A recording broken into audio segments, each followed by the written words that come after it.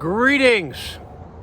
It is Monday, the 20th of October, in the infamous year of 2025.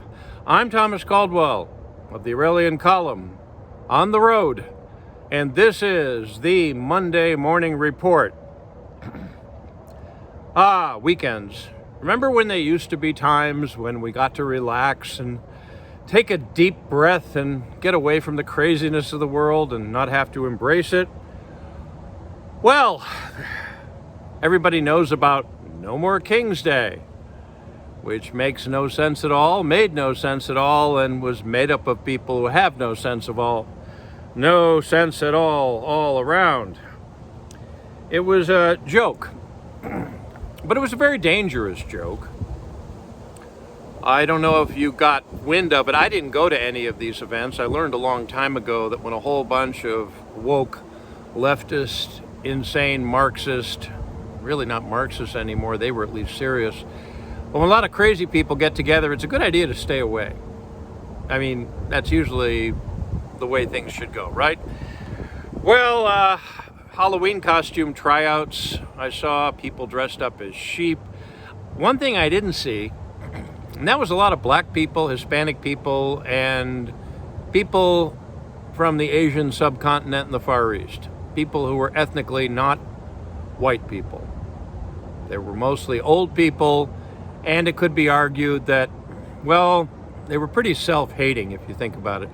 So what it was a national gathering, heavily financed by people like Mark Zuckerberg, the infamous George Soros, and the equally infamous Bill Gates and others.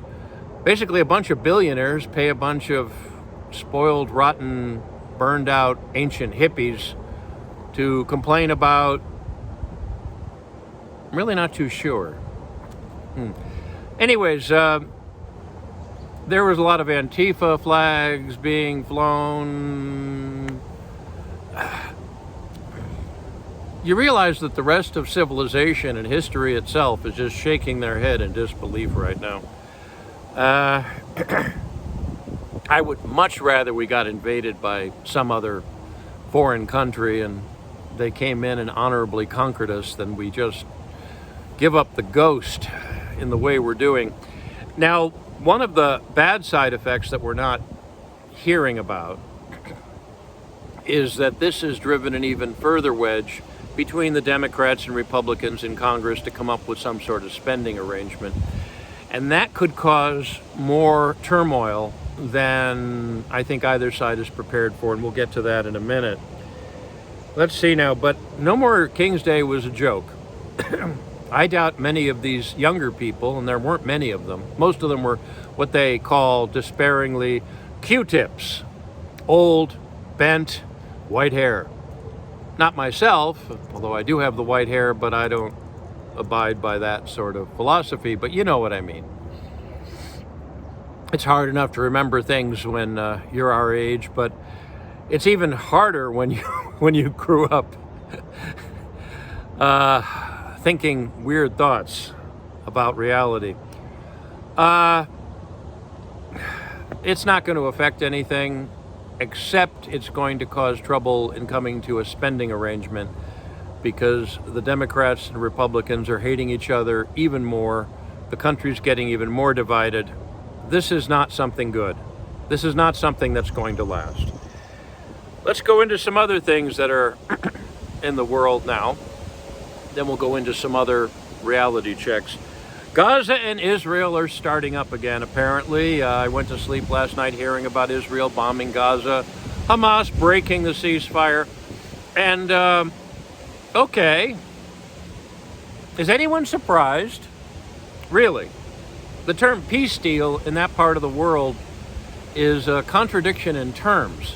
Always has been, and until the Judeo-Christian mindset that they're all God's chosen, except one is more chosen than the other, they're going to keep killing each other. Gaza is as big as 2 Washington, D.C.s. It's a pile of rubble. Most of its people are messed up. The smart Palestinians left the scene a long time ago.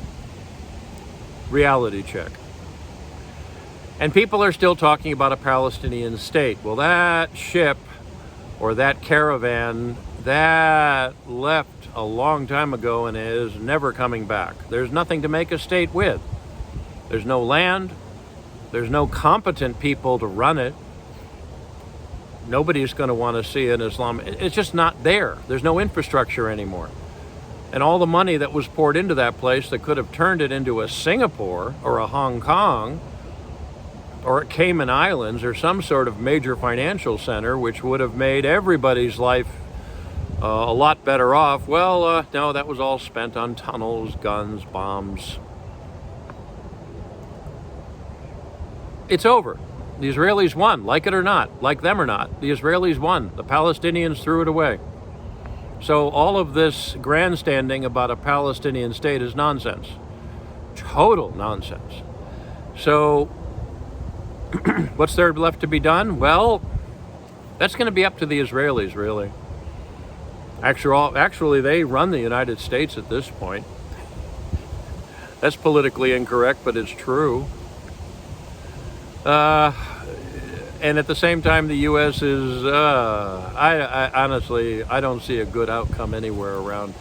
And I don't have a crystal ball. And even if I did, I doubt it would be able to predict the future. Let's see, what else is going on in the world? Well, this is something more closer to home. And I'm sorry, I'm still getting used to doing the video here, but I'm not going to be doing a lot of stories, just a few that matter. And this one really matters, and this is something that's just come out over the weekend and has the potential of really, really breaking the camel's back. And that is that SNAP, the what used to be called food stamps, which is food assistance, which is received by about 12% of all Americans. About 12% of all Americans get an allowance every month for food from the federal government. That's going to be cut off as of November 1st because of budget. There's no money. Congress hasn't allocated the money. The other thing is Section 8 housing, and that is the subsidy of housing for people that can't afford it.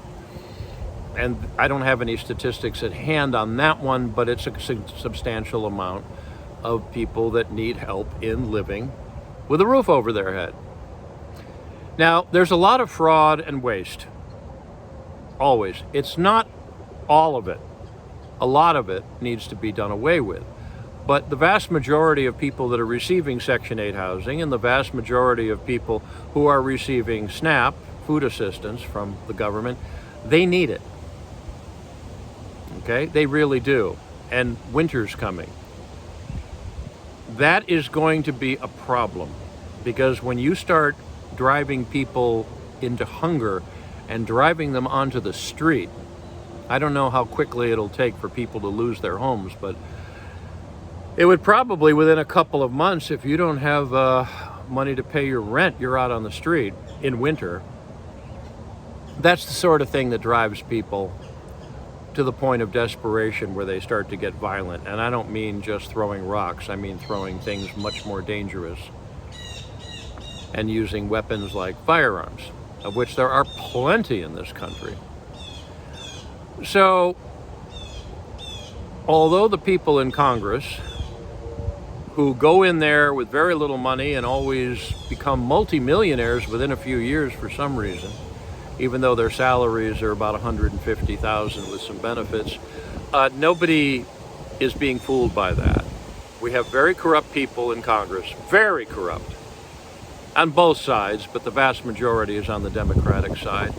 And Americans are going to suffer horribly, horribly because of them. It's one thing if people are fat and happy and watching cable television, but if you take that away from them, that's when things go bad. And it could be argued that historically, countries that are now in the position the United States is in would have already been involved in serious armed rebellion. This could push it there, which is going to lead me to what I'm going to end today on, and that is all these people, especially left-wingers, throwing around the term civil war. Now, I'm recording this in an old Civil War battlefield, of which they're all over the place in Virginia, and they're great places to go, especially if you want some quiet. Sorry for the wind today, but what it is. Maybe the spirits of the dead are awakening and trying to give us a warning. Civil wars are horrible things. And most people who don't even know much about their own history or the world around them, they're throwing that term around as if it's something that is going to be easy and fun. Their adrenaline is up like they're watching a television show where people are fighting or something to that effect.